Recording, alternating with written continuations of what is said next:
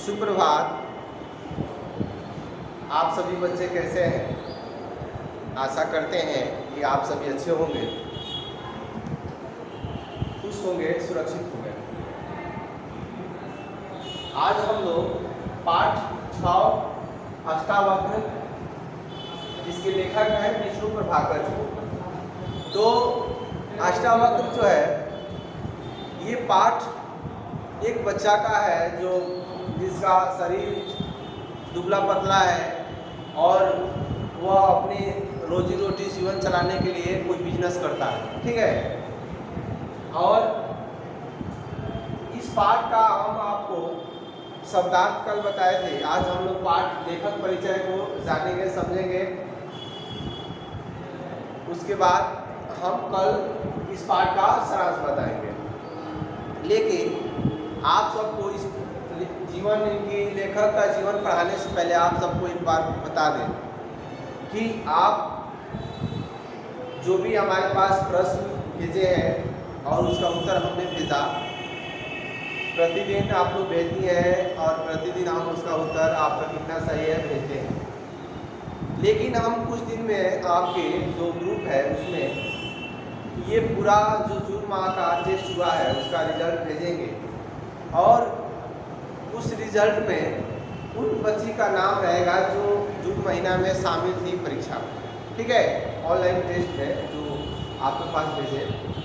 उसमें अगर किसी प्रकार की आपका किसी दिन का अगर छूट गया है नाम, तो आप में स्कूल जब खुले उस समय उस दिन का जो प्रश्न लिखे हैं हमारे कॉपी में तो दर्ज है, लेकिन आपके पास अगर आपने भेजा शामिल नहीं हो पाया तो आप लोग क्या कीजिएगा, कॉपी में उसे नोट करके उस डेट का प्रश्न बनाकर आप लाइएगा। हम स्कूल खुलेगा तो जांच कर लेंगे, ठीक है। आप और अगर मान लीजिए किसी बच्ची का नहीं छूटा है तो आप अपना वहाँ से मिला लेंगे और जैसे आप लोग भेजती हैं वैसे आप लोग प्रतिदिन भेजेंगे, ठीक है। चलिए विष्णु प्रभाकर जी की जीवनी को पढ़ते हैं। छोटी सी बात थी जो आपको बताना बहुत ज़रूरी था, ठीक है। चलिए, विष्णु प्रभाकर का जन्म 21 जून सन 1912 ईस्वी को उत्तर प्रदेश के मुजफ्फरनगर जिला में मीरनपुर गांव में हुआ था। इनका जन्म कहाँ हुआ था जी? उत्तर प्रदेश जिला राज्य है और मुजफ्फरनगर जो है ये जिला है उत्तर प्रदेश का। मीरनपुर गांव है और 21 जून सन 1912 ईस्वी में, ठीक है। इनकी प्रारंभिक शिक्षा गांव की पाठशाला में हुई। पारिवारिक कारणों से इन्हें शिक्षा के लिए हिसार हरियाणा जाना पड़ा।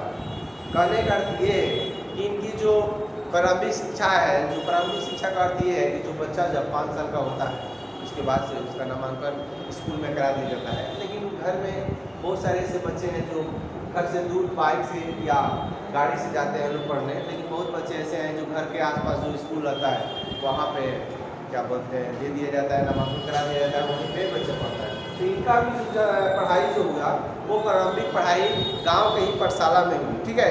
और पारिवारिक कुछ कारण था, उस कारण से ये हिसार चले गए। हरियाणा में हिसार पड़ता है, वहाँ पे वो अध्ययन किया। वहीं पर हाई स्कूल की इन्होंने शिक्षा प्राप्त की और विष्णु प्रभाकर के जीवन पर आर्य समाज तथा महात्मा गांधी के जीवन दर्शन का गहरा प्रभाव पड़ा। कहने का अर्थ है इनके जीवन का गहरा प्रभाव किस पर पड़ा? आर्य समाज, ठीक है। और जो महात्मा गांधी के जो दर्शन है उनके कहने अनुसार उनके जीवन का गहरा प्रभाव पड़ा। साहित्य की विभिन्न विधाओं में इन्होंने अनेक नए नए प्रयोग किए हैं। कहानी किए हैं, उपन्यास, नाटक, एकांकी, स्केच और रिपोर्टाज में इनकी रचनाएं हमें स्वतः नई भावभूमि से परिचित कराती है। निसंदेह यह भावभूमि यथार्थ आदर्श की स्वाभाविकता की टकराहट से उपजी हुई करती है।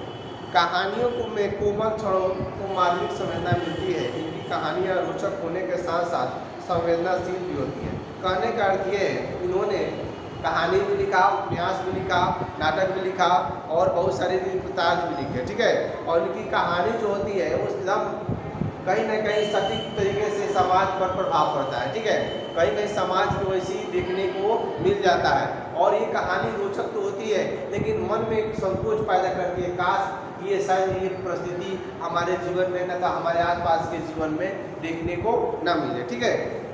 आगे ये कह रहे हैं विष्णु प्रभाकर की रचनाओं में प्रारंभ से ही स्वदेश प्रेम, राष्ट्रीय चेतना और समाज सुधार का स्वर प्रमुख रहा है और इनके कारण इन्हें ब्रिटिश सरकार को भाजक भी बनना पड़ा है।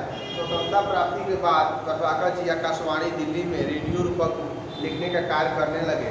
रेडियो रूपक के अतिरिक्त उन्होंने रंगमंचीय नाटक भी किए। ठीक है, इनकी प्रमुख रचनाएं हैं ढलती रात, स्वदेशीय संघर्ष के बाद और ये नवभारत, डॉक्टर, प्रकाश और परछाई, 12 एकांकी, अशोक और जाने अनजाने, आवारा मसीहा इनकी सर्वाधिक चर्चित कृति रहा है। कहने का ये इन्होंने क्या किया जी, इनकी जो रचना थी वो स्वदेश प्रेम, मतलब इस देश से कोई प्रेम, मतलब यहाँ के जो लोग हैं, यहाँ के जो अनोखी धरोहर है, यहाँ के जो प्राकृतिक वातावरण है, इनसे प्रेम किया। ठीक है, उसके बाद से जो देश में हो रहे हैं घटनाएं, उस पर इनकी रचना की है और समाज सुधार, मतलब समाज में कुछ बुराइयां है उसको लेकर इन्होंने अपने रचना में दर्शाए हैं और लोगों को समझाने का प्रयास किया। ठीक है, इनकी जो एक मात्र जो चर्चित कृति है वो आवारा मसीहा है। ठीक है, पूछता है ऑब्जेक्टिव प्रश्न है कि आवारा मसीहा के लेखक कौन है, तो विष्णु प्रभाकर जी। ठीक है,